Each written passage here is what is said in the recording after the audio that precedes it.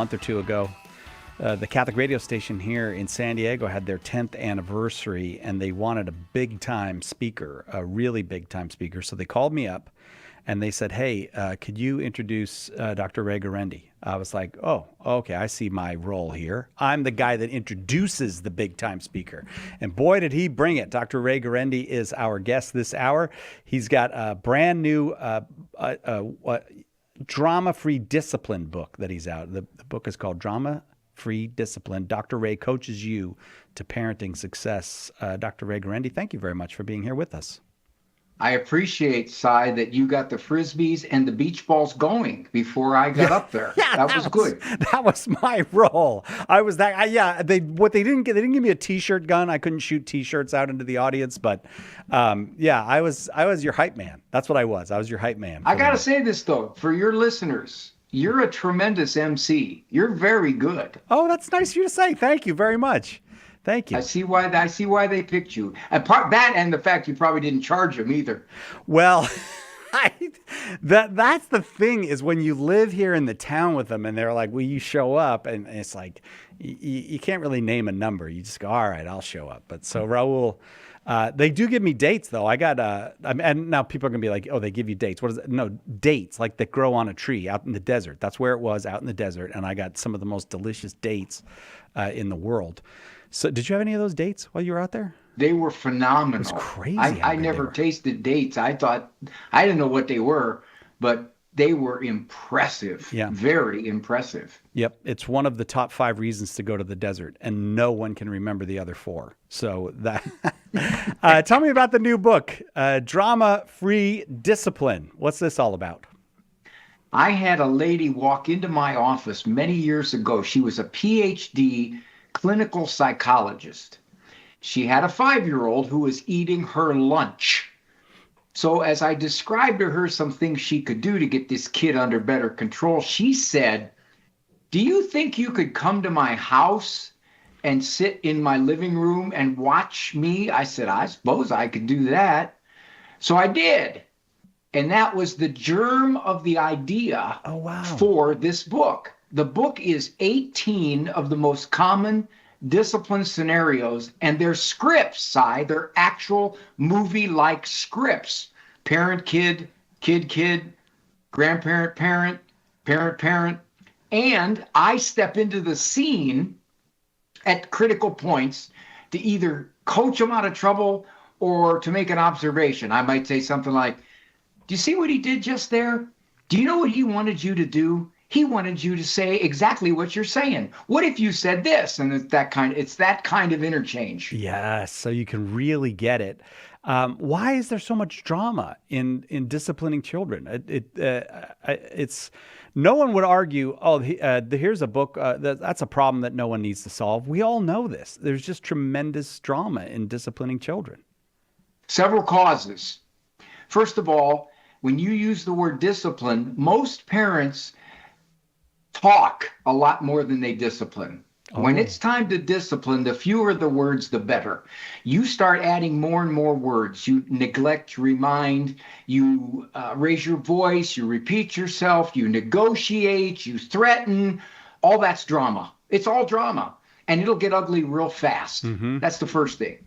You know, the average parent is not going to say, excuse me, Cy, I have been nagging you for about 27 minutes, and I'm afraid that if I continue to talk, I might raise my voice. I'm feeling anger pangs. The average parent wants to shoot you with a bazooka after about the first 16 minutes of this. Yeah. Okay, so that's the first thing. Too many words. Second thing with drama, the kids are going to try to come back. I mean, kids don't like discipline. Who likes discipline? Nobody likes discipline. Right. They might realize it's good for you, but you don't like it when it's happening.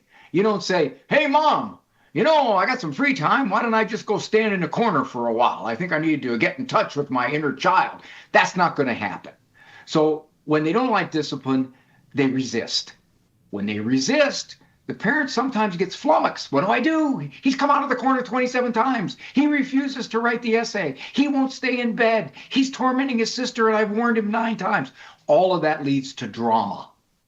Another piece in the drama picture. You let it go on too long. He's been basically tormenting his sister for the last 14 minutes. Right. You've warned him 26 times. Yeah. Leave her alone. She's not bothering you. Why don't you just go into the other room? I'm not telling you again. Just stop it. You know, one of these days she's going to be 15 and she's going to have cute girlfriends. And they're going to say, you don't want to be around my brother. He's a jerk. All right. So we do all of this. And then finally, when we've had enough, we erupt. And then, Si, we go to confession. And we say, bless me, Father. Before I had children, I was pretty nice. Now I'm not pretty or nice. And I just want to know, is it a serious sin to think about shooting your kid with a bazooka? I don't know. Would that be objectively a sin? Yeah. Well, how much of this involves, I have to admit, not one of my strengths, consistency? The average parent is not very consistent, and usually that's good enough. Let me illustrate. Yeah. Let's say that he comes in, he throws his coat on the floor. Nothing, that's not a big offense. It's just some minor little thing. If you tell him to pick it up 3 times, I told you, get your coat, put it away. And he continues to do whatever he's doing. Did you get your coat yet? Where does your coat go? You do that 3 times, you're down to 25% consistency. That quick. Most of us, the kids know what our consistency percentage is. They know. They live with us. They know when we're going to react, when we're going to do something about it. But before we do, we just kind of chip away at our consistency. A quality as important to discipline as consistency is perseverance. Parents will say to me, I've tried everything with this child. Nothing works. Finally, I got so frustrated, I sent him next door to play, and I moved the family while he was gone. Now, along the way, we didn't persevere. We just said, nothing works. Nothing works. Yeah. I go, how long did you try it? I tried it 12 times. I got a question for you. Do you still go to confession? Yes. Do you confess the same sins you've been confessing for the last 35 years? Yes. So how come you're allowed to take 35 years to conquer a sin, but if a kid, after going to the corner 9 times for tormenting his sister, we go, what is wrong with him? When is he going to learn? Oh, yeah.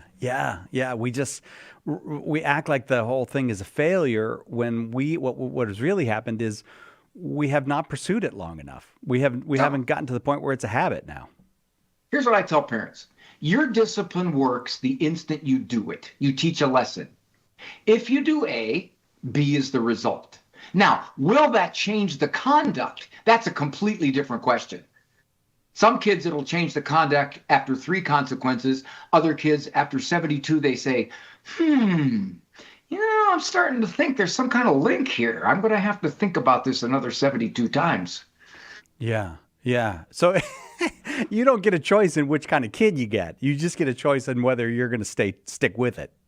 Well, the problem is, this is really bad for parents. Parents will say, what's something that can ruin my parenting? Well, have a sweet kid first. If you have a sweet kid first, it ruins you. You think you're God's gift to parenting. You think, well, I don't have these problems. Discipline? Oh, yes, I sent her to bed twice, and I've never seen the problem before. And she wrote a thank you note in triplicate, laid it on my bed with 3 little mints after she made the bed for me. And then the second kid comes along, Cujo, who is normal. He's normal. He takes a lot of discipline. And you think, something's wrong with him. Our first child wasn't like this. And I say, your first child was not normal.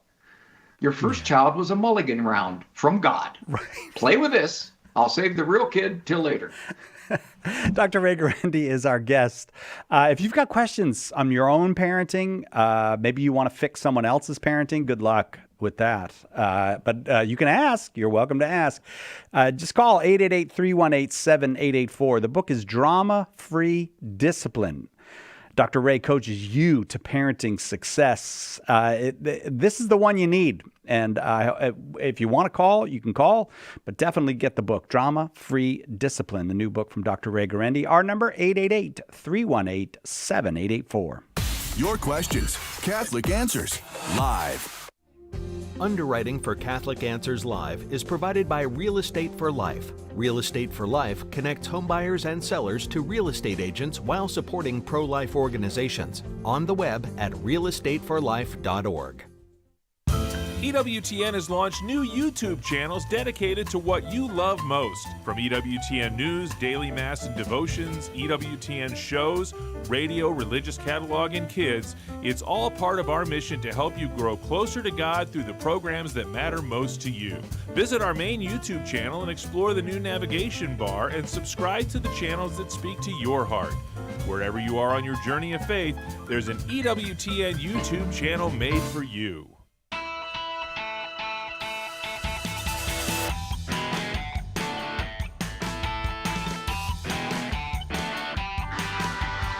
Welcome back. Catholic Answers Live. Dr. Ray Gaurendi, our guest. We always know we're going to have fun, and it's going to be helpful fun. And that's kind of that would describe this book, Drama Free Discipline. You will enjoy reading the book, but I challenge you to read it all the way through and not be a better parent. I challenge you to that. Drama Free Discipline. Dr. Ray coaches you to parenting success. Out now. Let me give you a couple of problems that people have. And one of them, I do see this with parents. And I don't know, I don't recall falling into this one myself. I will admit to you the ones that I'm not so good at. But the endless countdowns, the getting closer to zero, and still nothing has happened. And to me, it builds this intense anxiety in me when I watch someone else doing it. Like, oh Lord, what's going to happen when we get to zero? I can't watch this. Can you help me with the countdowns, the parenting countdowns? There are two types, Cy. One Okay. is the standard American count, which is 1, 2, 3. And then there's the metric alternative, which is 1 through 10. Okay. Yeah. The problem with a count is this. It sends a message I think you don't want to send, which is, I made a request of you, or in fact, I have a directive. And you don't have to listen until I start counting. Oh, yeah. When I start counting, then that tells you I'm serious. Right. Is that really what you want to convey to a child? You want the child to think, no, I'm serious when I ask nice. I don't want to have to go 1, 2. The other problem with countdowns is most little kids, and that's where the count is most prominent, they don't start moving until you approach 3. And then they meander. As long as they figure they're in motion while you're saying 3, Yeah. you can't do anything about it. But if you actually counted how long it took for them to cooperate, it would be a 7 or an 8. Yeah. And I tell parents, a countdown is what I call an addenda. Here's an addenda. Would you, honey, we're going to leave now. Grab your shoes. Now, we're gonna go. Okay? By the way, okay is asked all the time by parents. It's even asked, if you watch any cop show, you will see cops. Sir, can I see your license? Okay. Uh-huh. We want to ask you some questions, okay? You got cops asking if it's okay. Right. You're not asking a child if it's okay. Because if he were being straight with you, he'd say, no, I don't think No. it's okay. I'd rather not. I'm not interested in that. No, Yeah, thank you. I don't feel, yeah. But these are the things we add to the end of our requests, either to sound nicer, like okay, or all right, or to sound like we mean it. I said, I mean it. Did you hear me? We add these things. And all they are is just another way of saying, I wasn't serious the first time. Now I got to add something to it to tell you I'm serious. So do I have options? Do I have things that I can do instead of the infamous countdown? Sure. You can say, if you wish, you could say, I asked you nice. Now, if I ask you again, and then you say what's going to happen. If I ask you again, you're going to go sit down. Or if I Ah, ask you yeah, again, yeah. I'm going to give you some more chores. Right. For example, had a kid at our house the other night, and his dad said, "Eat your Hershey's Kiss at the table." Okay. Well, he got up and he took the kiss into the living room. Now, chocolate is not a good match for furniture or walls. So Dad said, "What did I tell you? Now get back here and eat your chocolate at the table." Which he did, that particular piece of chocolate. He went and got another piece of chocolate, waited for Dad not to notice, and got up again. Now, what could you have done instead? I would have said, honey, if you leave the table, your chocolate's done. Yeah. There will be no more chocolate at all. Right. That's it. I don't want to yell at you. I don't want to scream at you. I don't want to remind you 26 times, because when I get to 26, I'm going to be yelling. I don't want to yell. Right. Which is, by the way, what Dad did. He was, "I told you, do not get in there." See, that's not discipline. That's just loud. That's all it is. It's loud and emotional. It's not discipline. But parents think it is. Right. Right. They'll say things like this, Si. They come into my office, they'll say, "I am on him all the time. Wow. And he's not getting any better." And what they mean is that they're nagging him, or they're repeating themselves, or they're baiting with him, or they're reminding him. They're on him with words. They're not disciplining him. He's not stupid.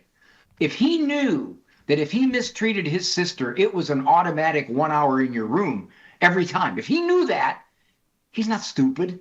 He's not going to keep mistreating his sister, not at the same frequency anyway. Right. Right.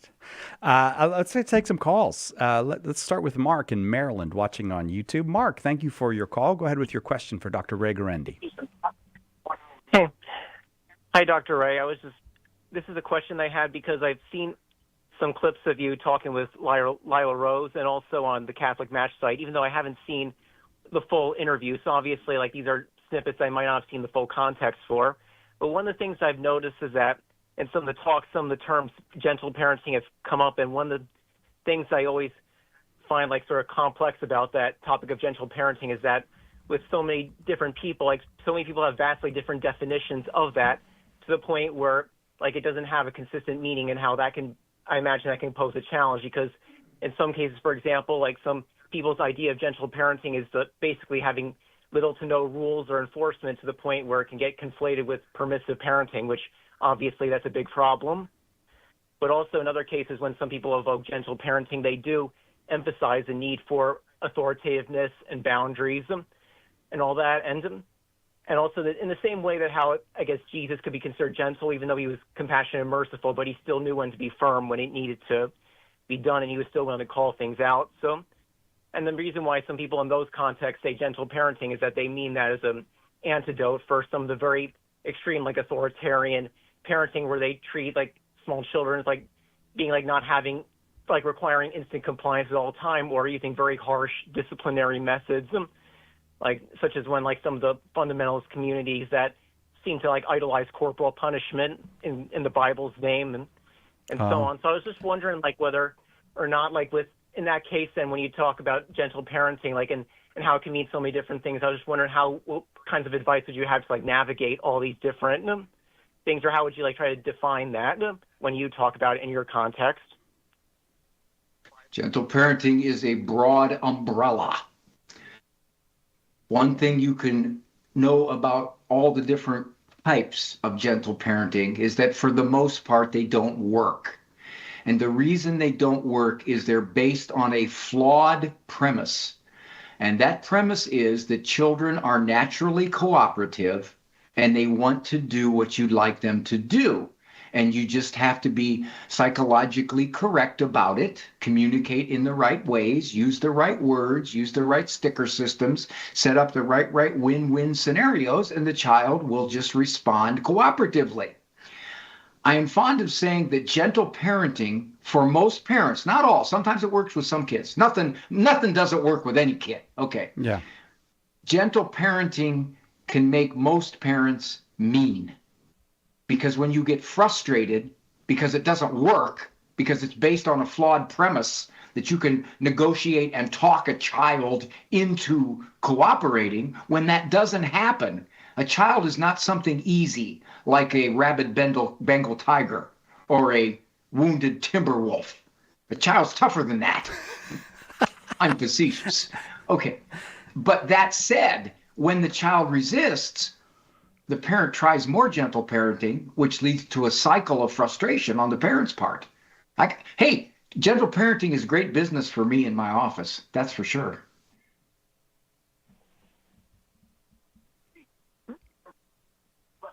Oh, I don't think we're Mark's there, but somehow we're not getting you, Mark. I know you had a response, but it is not coming through to us. So I'll just say thank you very much for the question, Dr. Ray Gaurendi. Was I gentle enough? I thought was I gentle enough? Gentler than a Bengal tiger or a wounded wolverine, definitely. Rabid Bengal tiger. Oh, rabid. I apologize. I'm sorry. Drama-free discipline. That sounds awful good to a lot of parents. Well, Dr. Ray will help you do it. He coaches you to parenting success in his new book. The number here is 888-318-7884. If you would like to call and ask your question, 888-318-7884. Okay, I had a little rivalry between two of my kids at one point, and I think actually looking back on it, it really hurt one of my kids. I wish I'd been better about it. How could I have handled sibling rivalry better? That is a term that the shrinks use. Okay.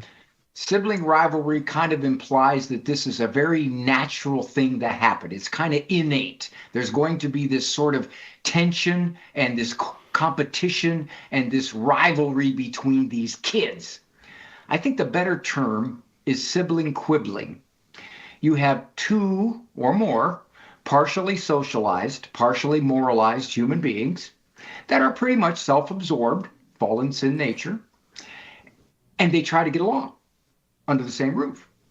And there's going to be tussles. There's going to be contention. Sibling quibbling, Cy, as you probably noticed, is a very high frequency behavior. Yeah. It happens a lot. And anytime you have a high frequency behavior, discipline gets inconsistent.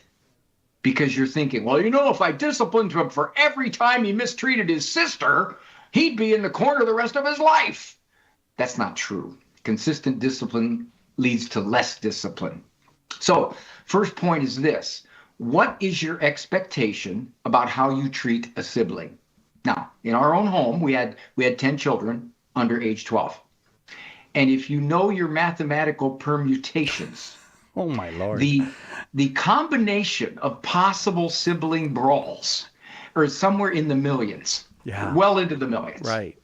So our rule was you cannot mistreat a sibling in any way.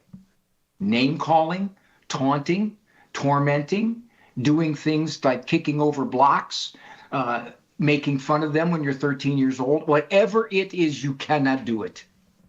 If we catch you, of course, they're very sneaky. You can't catch them all the time.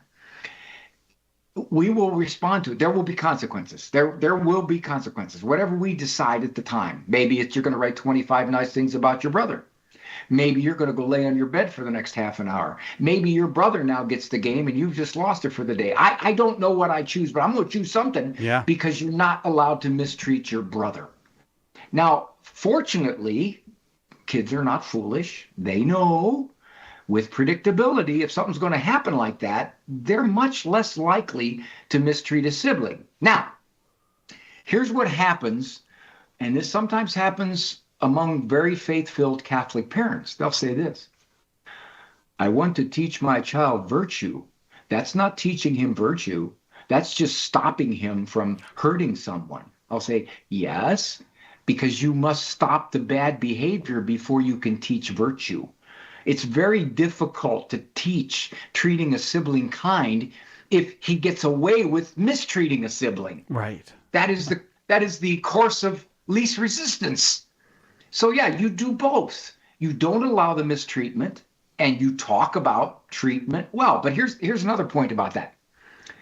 Parents will say, well, do I have to explain to him every time he mistreats his sister? No, you don't.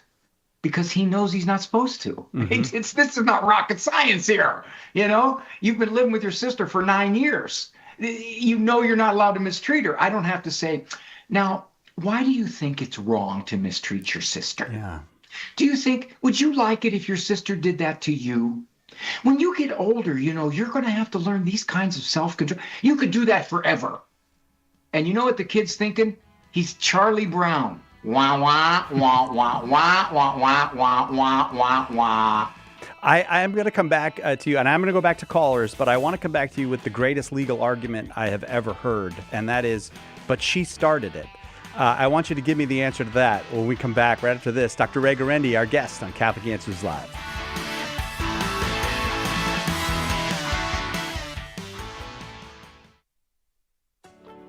Why do Catholics pray to dead people, bow to statues, venerate relics? And where do we find any of this stuff in the Bible? In the delightful book, The Saints Pray for You, Dr. Carlo Broussard convincingly defends the ancient Christian belief rooted in Scripture that the saints care for us, that they are allies. Order your copy of The Saints Pray for You today at shop.catholic.com or ask for it at a good Catholic bookstore near you. What was the church like in its infancy? In a word, Catholic. And Joe Heschmeyer has the receipts. In his best-selling book, The Early Church Was the Catholic Church, he gives you the details from the historical records of the first 2 centuries of Christianity. Right now, get a copy for just $10, plus free shipping if you live in the continental United States. Get more information and order The Early Church Was the Catholic Church at theearlychurchwascatholic.com. When the resurrected Jesus appeared to disciples on the road to Emmaus, they didn't recognize him until the breaking of the bread. The same is true today. In the Holy Eucharist, we really meet Jesus. In The Eucharist is Really Jesus, author Joe Heschmeyer explains how knowing Jesus in the Eucharist is the key to understanding all of Christian faith. Order your copy of The Eucharist is Really Jesus today at shop.catholic.com or get it at a good Catholic bookstore near you. Throughout history, some Catholics have been among the worst kind of villains, right? Or were they?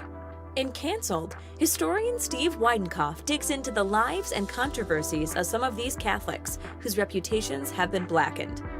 He takes on the anti-Catholic versions of history and defends not only these figures, but the faith they represent. Order your copy of Cancelled today at shop.catholic.com or ask for it at a good Catholic bookstore near you.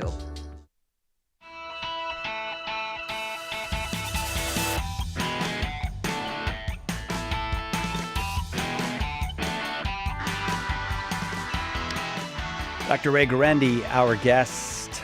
I'm always impressed with the things that just slip in. That it's like it's easy to deal with a rabid Bengal tiger. It's tough to deal with a kid. So let's get back to the new book is Drama-Free Discipline. It's Dr. Ray coaches you to parenting success, and I get what you just said about consequences every time. Look, you're just not allowed to mistreat a sibling. But then I don't know. First of all, why did God create this reality that every child is a natural born lawyer? He gave it it's like they go to law school in their diapers. She started it. You can't punish me. She started it. They have one case to plead. Yeah. Their own. Oh, that's true. You have to run a household. You have other children. Right. You have a spouse sometimes, or more often than not. You have a job. What's their concern? I got to get out of this. Yeah, that's true. I don't want the verdict that's about to befall me. So they immediately go into negotiation mode. Well, wait, okay, no, I was just sitting there, and he came in, and he was looking at me the whole time, and I asked him, I told him, quit looking at me, but he wouldn't. He deliberately looked at me, Mom, you didn't see it, but he did, and that's why I did what I did. It's just go on to negotiation mode. The other thing they do is it's called appealing the decision. Mom, Dad said it was okay with him if it's okay with you. Now, I didn't even ask Dad. It's like, I just want to get out of the house before you find out that Dad didn't say any such thing. Yeah. Or if Dad said no, you try Mom. Mom, Dad, I don't think Dad wants me to go, but I wanted to ask you, see what you thought, if it was okay. It's like, okay, I mean, what do Yeah. I got to lose? Yeah, I right. already got to know. That's a good point. What do I got to lose? Let me take another shot. It's judge shopping. That's what they're doing. They're judge shopping. Yeah, pretty much. All right, we're going back to the phones. Candace is in Lubbock, Texas. Candace, thank you for waiting. Go ahead with your question. Hi, Dr. Ray. Hey, Candace. We have 6 kids. We have 6 kids, and our 5th is almost 3, and she has been our biggest challenge yet. So she is. We're really trying to be consistent with our discipline with her, but she is one that is going to push every button there is, and also push it to the extreme. We have a 4-year-old just above her. And she has his number and picks and prods at him like none other. And he just basically lays down and has to take it, and then he cries every time. And we discipline her, and we send her to timeout, and we will take things away from her. But she's a very matter-of-fact toddler, where, like, for instance, we have thrown away her favorite toy out of, that was, several steps in, but we threw that away. And she got out of timeout, and she said, yeah, I had to throw that toy away. So now the garbage man, the garbage man is going to take it. And that was it. Like, she never blinked at it, never cried about it or anything. And so my question is, how do you get through to a toddler who understands some reasoning, but not a whole lot of reasoning, and is just going to keep pushing back? Candace, you bring up so many points. Let me do a little bit of a bullet point response. 1, if you have 6 children, the odds are very high you're going to throw a bad pup. Now, that said, and again, I'm not trivializing your sweet little girl. I'm just being facetious. But the odds are you're going to get a tougher one. That's just the way it is. That's the odds. Okay, that's 1. 2, she's only 3. You cannot say at this point your discipline is not working, because I have a question for you. Can you imagine what she'd be like if you didn't do this? So when you say discipline isn't working, you don't know it's not working because you don't know how bad she'd be if you didn't do it. That's 2. 3, she's only 3. She may have to be 5, 6, or 7 before she finally realizes, some of the stuff I've been doing just ain't worth it. 4, you took her favorite toy and she looked at it like, yeah, whatever. Now, much of the time when kids do that, it's because they have too much. Yeah, you took my favorite toy, but I got 72 others. Okay, that's 1. Now, if that's not the case with her, she's basically saying, whatever. Because parents think she didn't care. We did. We fired off a nuclear consequence, and she didn't care. It doesn't bother her. Well, yeah, it does. Because Candace, did she ever come to you and say, here, Mom, here's my doll, the one that I love the most. Why don't you just throw it away? Okay, no, she didn't want you to throw it away, but she was just kind of like, whatever, I can handle this. Okay, no problem. Parents will say to me, I'll send her to the corner. Last week, she went to the corner 18 times. Didn't bother her. She sings in the corner. She does. She sings in the corner. Okay, so you sent her 18 times. First 18 didn't bother her. 19 through 36, she stopped singing. 37 through 58, it's like, this corner's getting to be a drag. And 59 through 74 is like, okay, no mas. I don't want to go to the corner anymore. Some kids just take longer. And you say, how do you get through to her? Candace, do you have a dog? Yes. Okay. Did you wait until your dog understood not to pee in your house before you trained your dog not to pee in your house? Is your 3-year-old smarter than a dog? Yeah. Of course. Yes. So you don't really have to worry about her understanding it. You're basically setting some groundwork. You can't do that, honey. And when you do that, you're going to sit on the steps, or you're going to go to the corner, or you're going to lay in your bed, whatever it is. And I know it doesn't bother you, but I'm not going to upset myself over the fact that you do this. You got 6 kids, you're going to have a tough one. That's the law of averages. Yeah. And by the way, just a warning, please do not do this. Do not call her, and I know you already have, so you confess it next time you go to confession. Do not call her strong-willed. Don't. She is stronger-willed than her siblings. But fallen human nature says pretty much we're all strong-willed. Okay. Okay, Candace? Okay. So what would you do if, let's just say a specific instance where the whole table thing, so we don't allow the kids to get up from the table or they're done eating. So she's done eating because she's gotten up from the table multiple times, and she knows that's the rule. So we do take the food away at that point, or we take her plate away. What do you do then whenever that becomes an issue with We have a simple rule. bedtime? We have a very simple rule. If you get up before you're done eating, or if you're done eating and you get up without permission, you'll be in the corner. You're not going to get up 6 times before I finally take your food. You do it once and you're in the corner. Now, is this mean? Yeah. No, it's not. The reason it's not mean is because you're doing it before you get angry, before you get frustrated. That's when you get mean. You're just telling her, honey, if you get up, you're in the corner. So you got a choice. Yeah. Choice is sit at the table or stand in the corner. End of story. And we do that, but then it affects, basically she wakes up extremely early, and we live in a small house, so we have 3 kids in each bedroom, and then she wakes up her siblings every morning because she's probably, I'm assuming she's hungry because she missed her supper last night because she got up 5 minutes Okay, in. you see what you're doing? You're basically saying, I can't do that because here's the complication. You deal with the complication. In other words, you tell her, if you wake your siblings up, you're going to come downstairs and you're going to sit on the couch. You're not allowed to wake your siblings up. Okay. Now, she's only 3, so it's going to take a while for this to register. Yeah. But that's what you do. You don't say, well, if we did that, then she'll sabotage us this way. That's why a lot of parents don't discipline, because they call it escalation. If I do that, it's going to get worse. No, at some point you have to say, I'm going to deal with the escalation. You wake up your siblings, I come in and I bring you down and I sit you on the couch. Okay, that's kind of where we're at. Hey, you know what I was thinking, Candace? Think about this, honey. You probably didn't think about this. This is something you might want to consider. Maybe she's getting up because she thinks you're not a very good cook. I'll let my husband do the cooking next time then. That sounds like a good solution.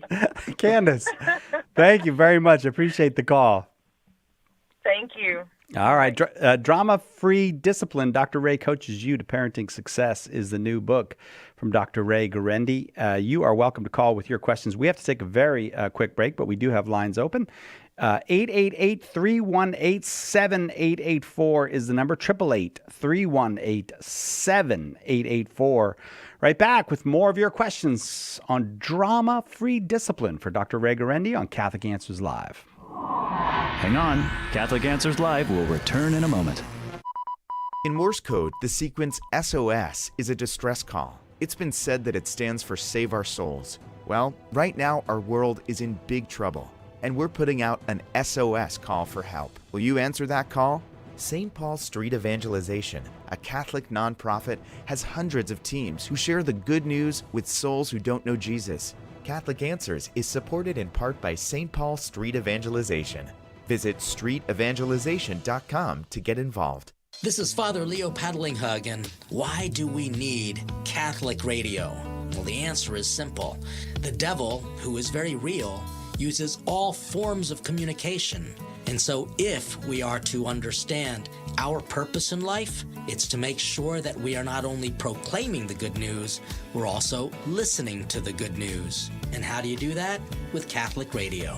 The world needs EWTN Catholic Radio, now more than ever.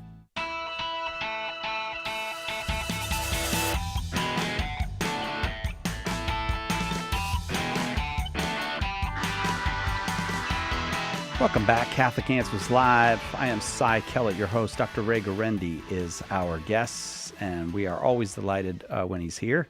And you are welcome to call, 888-318-7884. We're talking about his new book, Drama-Free Discipline. And we only let him on the show when he writes a new book. So you can thank us for this. This is what got him here. He knew he had to write a book to get back. Drama-free discipline. Dr. Ray coaches you to parenting success. I thought Candace started to talk about this, and I thought she was going to go there, but she didn't. And I realized there's a lot of parents who want help with this one. I just can't get them to go to bed. I got no complaints. They're wonderful kids. I can't get them to go to bed. Help me out with that one.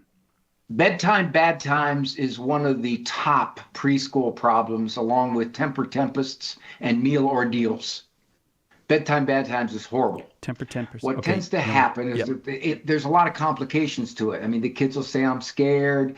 They will cry. They'll come into your bedroom. They will call you 64 times. And typically parents try to reassure them. They try to calm them down. They get frustrated. They put them back. Then very simple. There's two ways to do this very easily. One, if you get up and you're out of your bed without permission, I'm going to stand you in the corner. And then I'll decide when you're ready to go back to bed. That's easy enough. If you don't want to do that, you simply say, and generally this, if it's a 2.5-year-old, that's kind of tough. Okay, with a 2.5-year-old, you got to make this stick different ways. But the older kids, 4, 5, 6, 7, I had a 14-year-old doing it.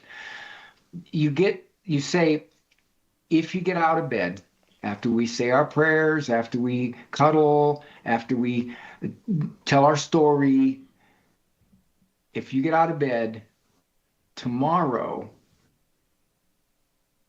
the first 5 things you ask for will be no. Mama, my juice cup? Oh, no, honey, I wanted to give you your juice cup, but you got out of bed last night. Mm-hmm. Ma, where's my book? I like that book. Honey, I was going to get you that book, but you don't have that book. You got out of bed last night. Where's my stuffed animal? Honey, I took your stuffed animal. You got out of bed last night. In other words, just gently reminding him, you're not allowed to get out of bed. Yep. Okay? Here's what we're going to do when you ask. Can I go outside? Oh, I wanted to let you go outside, but you got out of bed last night. No, you can't go outside. I'll tell you what, I have never seen, even Candace's kid, the tough, even Darren's kid, the toughest kids. Oh, after about 3 Darren. days, after about 3 days, they're staying in bed. And typically you get all kinds of things. Well, put a guardian angel picture up, leave a little light on, make sure that you sing prayers together. Yeah, all those things can work, but they don't work for the majority of bedtime, bad time resistors. They don't. If a kid's got into a habit of 1.5 years resisting bedtime, I don't care how much Superman dolls you buy. I don't care how much you put a guardian angel picture up there. It's not going to work. You got to establish that we're not going to go through this. We had 10 kids under 12 at one point, Si. We had to stop the bedtime bad times. We had no choice. Yeah. It was terrible. We had to have set bedtimes for each age. And typically they knew if you resisted bedtime tomorrow, a lot of things going to happen. Yeah. Because we didn't want to battle it. And typically it was over in a couple of tries. Again, 888-318-7884, the number, going up to Huntington Beach, California now. Joseph in Huntington Beach. Thank you for the call, Joseph. Go ahead with your question for Dr. Ray Gaurendi. Hello, guys. So my question is, what do I do when me and my wife disagree with how we discipline our kids? And how do I get okay with her being there and I'm being not being able to discipline? One of the things that helps there, Joe, is house rules. Get your wife to commit to what she sees as misbehavior. And these usually fall under several categories: disrespect, sibling quibbling, not listening, chore shirking, whatever it might be for that age child. Get your wife to agree on a house rule. What will we do when he mistreats a sibling? What will we do when our 14-year-old rolls her eyes at us? What will we do?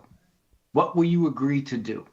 Now, it may be that she says, well, I don't care if they roll their eyes. They're not cussing at us. They're not throwing a brick. I don't care. Well, at some point, you're going to have to say, okay, I don't want to make this a marriage problem. What things would be disrespect that she would agree to, that she'd commit to? And then hopefully. Now, the second thing is this. Ask her if she has a problem with your discipline or she has a problem with your style. Are you yelling too much? Are you too intimidating and that makes her ill at ease? Oh, you scare me. You just scare me when you yell like that. Okay? Remember, that's not discipline. Discipline is backing it up with a consequence. Most of the time, she might not be as ill at ease with a simple consequence. I asked you to do that and you didn't listen, so you can't go out today. Now, if she says, he didn't hear you. He didn't hear you. Okay, I'm not going to argue with you. All right, I'm not going to fight over this. But there will be enough times where it's very obvious that you can discipline with a consequence without getting harsh or loud or emotional or threatening. And that's typically what complicates the picture. But I will tell you this, Joseph. I am hearing more and more women tell me that they are the authorities in their home, that the guys are just go along, Disney dads, Mr. Oblivious, Mr. I was that way when I was a kid. I think I turned out pretty good. And the women are thinking, let's gather the relatives and vote. So what's happening is so many guys are kind of just leaving it up to the women to do this. And I think if you can have a nice, calm, confident style, she might not have as much resistance to you. You might have to compromise on a few things if she's permissive. But here's the irony, Joseph. This is in your favor. If she's permissive about a lot of behavior that you would consider misbehavior, she's going to get frustrated because she's not going to like the interaction, the way the kids treat her. She's not going to like that. And then she gets frustrated, and then you have more of an opening. Okay, Joseph? Yeah, I hear you. It's just, the only thing is, we've kind of had that talk about boundaries, like, hey, what's okay, what's not okay. We agree that, like, certain things make me upset, make her upset. But the issue is,